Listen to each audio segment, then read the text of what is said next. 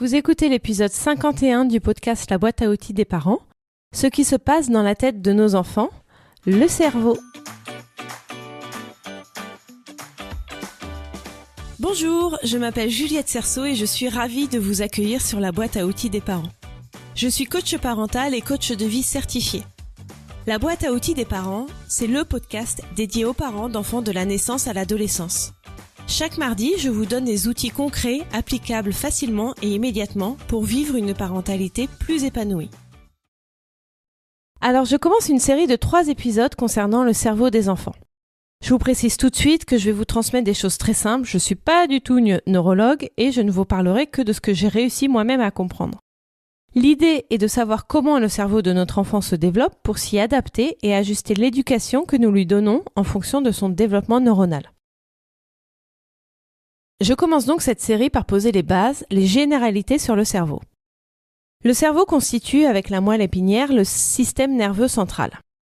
Le cerveau commence à se développer très rapidement dans le ventre de la maman et sa maturation ne survient qu'autour de 25 ans. Il faut donc presque 26 ans au cerveau pour être totalement formé. On dit, pour garder les choses simples, que le cerveau est formé de 3 parties principales, beaucoup plus en réalité, mais je ne rentre pas dans le détail. Le cerveau reptilien, le cerveau limbique et le néocortex. Le cerveau reptilien est le siège des réflexes et des besoins primaires. Le cerveau limbique est dédié à la mémoire, aux émotions, aux comportements instinctifs, etc.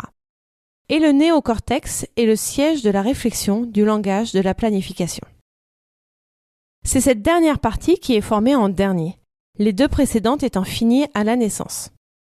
Tout au long de la maturation du cerveau, il se passe des choses différentes dans la tête de nos enfants et c'est spécifiquement l'objet des 2 autres épisodes.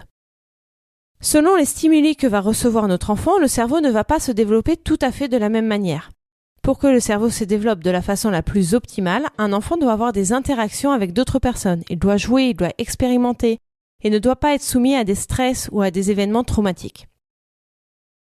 Chaque fois qu'on interagit avec notre enfant, des connexions se créent entre les neurones et plus il y a de connexions, plus le cerveau est développé. Lorsque l'enfant joue, essaye, échoue, essaye encore, essaye autre chose, encore une fois, des connexions se font entre les neurones. Le jeu est primordial pour les enfants, surtout dans les premières années de leur vie. Dans les premières années et même après, l'enfant n'a pas du tout besoin d'écrans devant lesquels presque aucune connexion neuronale se fait. Et au contraire, si l'enfant est soumis à des stress répétés ou toxiques, voire à des traumatismes, ça empêche les connexions neuronales de se faire et ça détruit des neurones. Alors, bien sûr, on peut tout à fait imaginer que si un enfant est maltraité, ça va forcément avoir des répercussions sur le développement de son cerveau. Pareil si l'enfant connaît un traumatisme comme un deuil, un accident ou autre.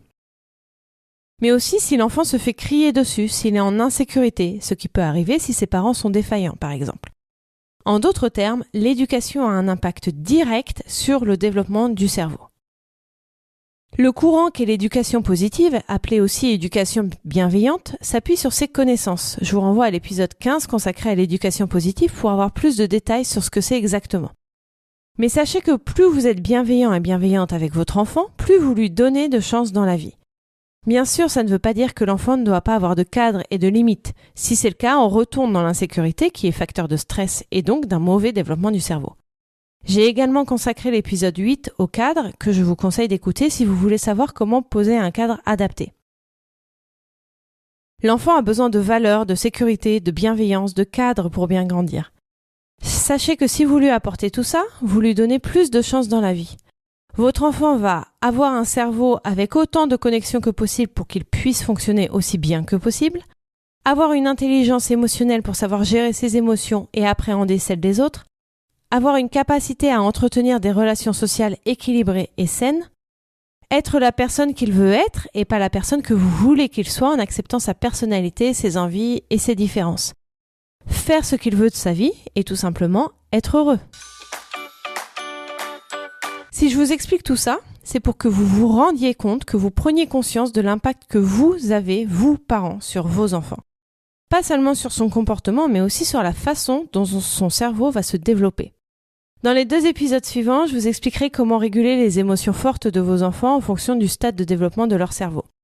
Ainsi, grâce à votre comportement et à vos réactions face à une situation, vous impacterez directement le développement du cerveau de votre enfant de façon positive.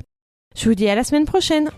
Merci d'avoir écouté cet épisode. Vous retrouverez toutes les notions utiles sur le site internet BAO comme boîte à outils, baodesparents.com. Et vous pouvez vous inscrire à la newsletter pour être notifié chaque semaine des nouveaux épisodes et pour télécharger les guides gratuits. Il y en a un nouveau, c'est le guide pour passer des vacances sereines en famille.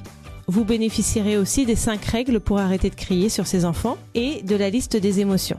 Vous pouvez me retrouver sur Instagram sous le nom BAO des parents et sur Facebook sur la page La boîte à outils des parents. Je suis aussi sur LinkedIn sous le nom Juliette Cerceau et sur YouTube vous trouverez ma chaîne à mon nom Juliette Cerceau. Si vous avez aimé cet épisode, faites-le moi savoir en mettant 5 étoiles sur Apple Podcast et Spotify. Vous pouvez aussi rédiger un avis sur Apple Podcast. C'est le meilleur moyen de me soutenir et de permettre à d'autres auditeurs et auditrices de retrouver ce podcast plus facilement. Et si vous voulez que je vous accompagne de façon individuelle et personnalisée, je vous invite à visiter mon site internet et à réserver votre rendez-vous découverte gratuit et sans engagement.